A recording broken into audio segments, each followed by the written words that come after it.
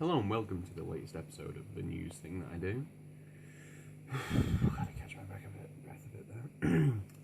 Okay, so the first news story is the fact that Assad and Putin have been having talks on Tuesday, and that was all about the fact, well, Assad basically thanked Putin for supporting him, but then right after that, Russia did a U-turn, which was around this morning kind of time, and he's supporting elections in Syria and is willing to help the Free Syrian Army, which is quite good, although Assad might be a bit pissed off at that.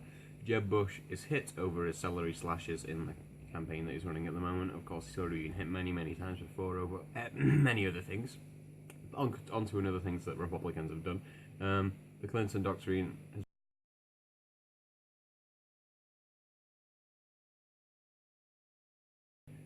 and this is what the Republicans have said, by political gain for Hillary Clinton.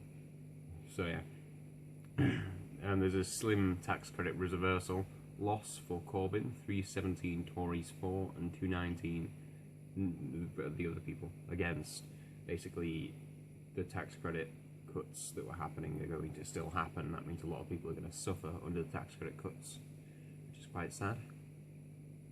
Justin Trudeau, Liberal, elected as Canada's new Prime Minister over the other guy who was basically going to ban things like the burqa and headscarves and stuff like that, even though only 1% wore certain types. The certain type that he was gonna ban anyway. I can't remember the name of it. It's the one that covers everything but your eyes. But yeah, only 1% of Muslim women wear it in Canada, so it doesn't really make sense to ban it. But whatever. And he's also going to withdraw the jets from Syria and Iraq. That's what he's told Obama. We don't know whether he's done it yet or not. We don't know when the time limit of when he's going to do it or not is, but he said that he's going to, so that's most likely he is going to, which is a good thing, because it's just going to cause more mess trying to bomb the area that's already in massive mess. Doesn't help anything.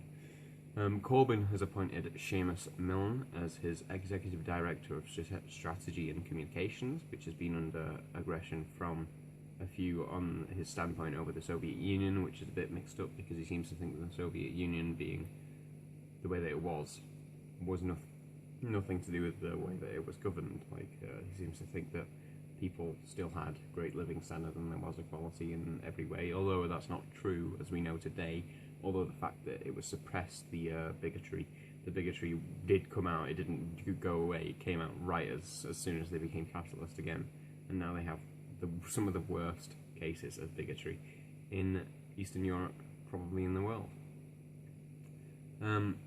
President Jacob Zuma of South Africa agrees to freeze uni fees after a protest from students, because the students were really angry at the fact that they were going to change them over and over again. It's happened in many countries before, and they finally won. Students have finally won, which is a good thing. So the next big story thing is about China, mainly because China the president Xi came over to talk to people, various people in Britain. The Tory business meeting has been the quote from it really is global partnership. That's what they've both said on either side, that they want a global partnership between China and Britain.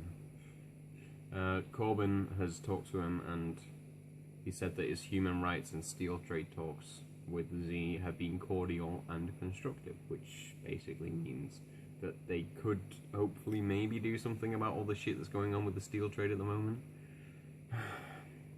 However, Xi said that he wants a united EU. He wishes that the UK stay in the EU and that we have a united EU. And whether that means federalism or not is unsure at the moment. But the next item is the PMQs, the Prime Minister's questions of this week. Corbyn performs well again, but he went a different route with the first few questions, centering on the Heidi Allen, who's a Tory MP, speech, which basically attacked the cuts to tax credit and stuff like that, and said that caring conservatism it doesn't exist if you're going to do stuff like that.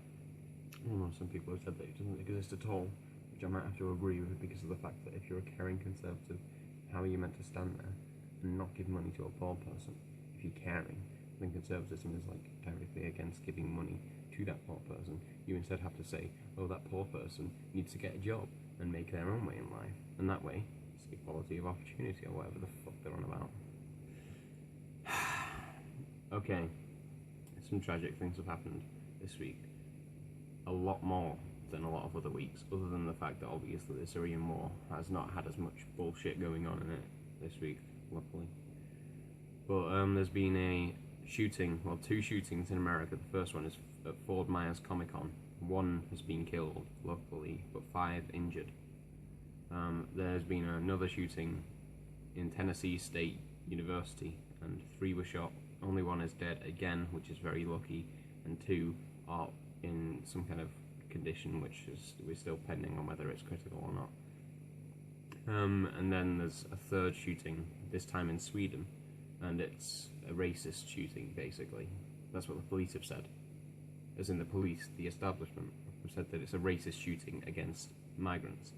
And a teacher and a pupil have been killed, stabbed to death, in Cronin School, which is quite sad. Okay, so on to the next section right away. Remember the victims. There's been 49 Palestinians and 10 Israelis killed at the West Bank border crossing. Well, during a shooting, which really shows the kind of weird way that things usually work in those kind of areas. More Palestinians die than Israelis, and we always only seem to record the Israeli deaths. Alright, so Labour MP who was quite brilliant in his time, Michael Meacher, died aged 75 earlier this week, which is quite sad as well, because he was a really good supporter of a lot of good issues. Well, Corbynites are now getting finally into the kind of mainstream Labour again after years and years of them not being, because of Tony Blair and Kinnock. Then we have to talk about the people killed and injured at the Cronin School shooting, Tyrell Taylor and other victims at the Fort Myers shooting, all those negatively affected by tax cuts, those killed at the Tennessee State Uni shooting, refugees under strict laws in Germany, which has been quite sad.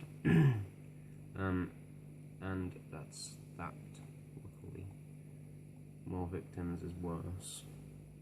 Okay, so right onto the Hope section. So this time with Hope we've got InStove, which is a company that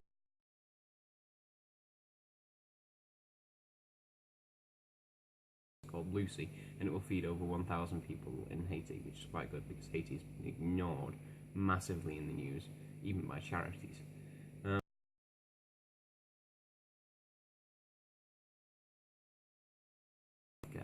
Via One Patient Global Health Initiative, which is quite a brilliant little kind of thing that's happening at the moment. Yeah. I mean, I guess it's to combat things like America being so against Obamacare and stuff like that.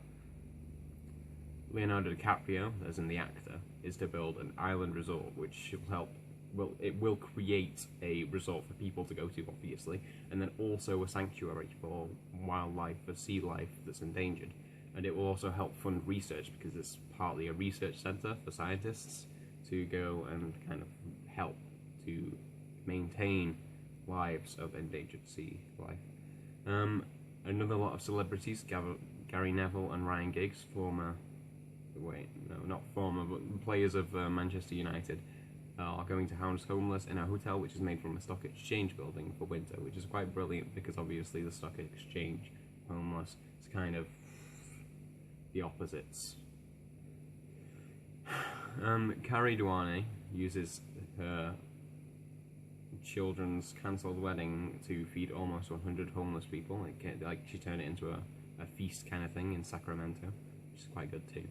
Okay, on to the final section, which is music. So for rock,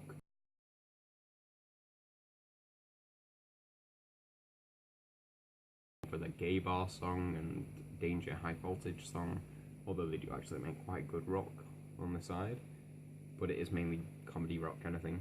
Arcade Fire, Reflector, probably a lot of people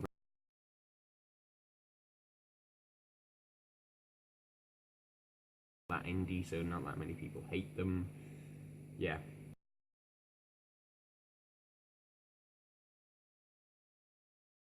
Which is also quite good. I enjoyed listening to it whilst I could.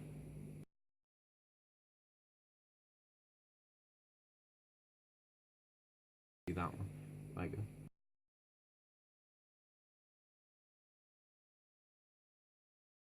edition, and it is really good. I definitely think you should go watch it. Definitely, well, listen to it. Definitely, it's really good. Okay, so with the next genre.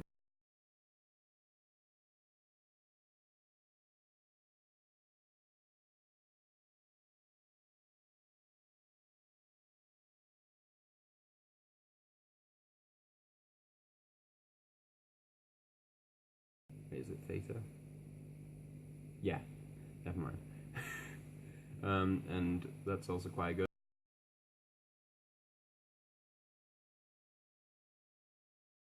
It's experimental, which I've never done before on the show, but there's two things. One of them is not so recent, but I just recently found it. But the other one is quite recent, which is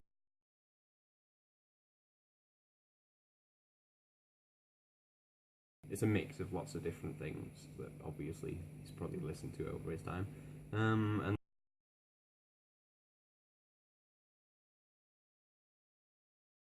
Udo, and that means angle.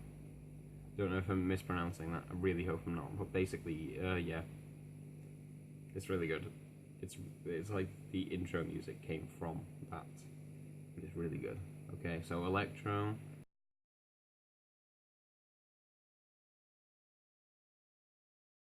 And hip hoppy. It's lots of different things mixed together, but I've put in there because I don't want to have just one song in a genre and then one album in a genre and a different album in a different genre. So the final one is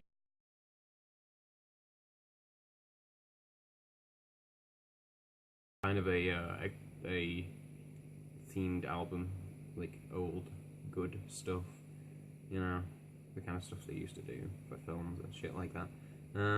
And then the last news story, the end news story, the one that I'm doing right at the end, obviously, because that's what it's called, is that Marco Rubio is being backed, supposedly, by the gambling firms and casinos and stuff like that. And this is according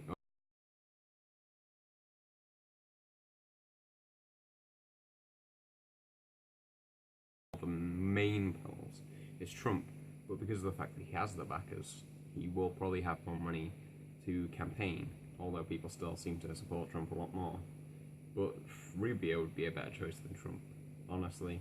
And I'd rather not have either. I'd rather just it'd be like Rand Paul against Bernie Sanders if it was a perfect election. But you know, it's not gonna be.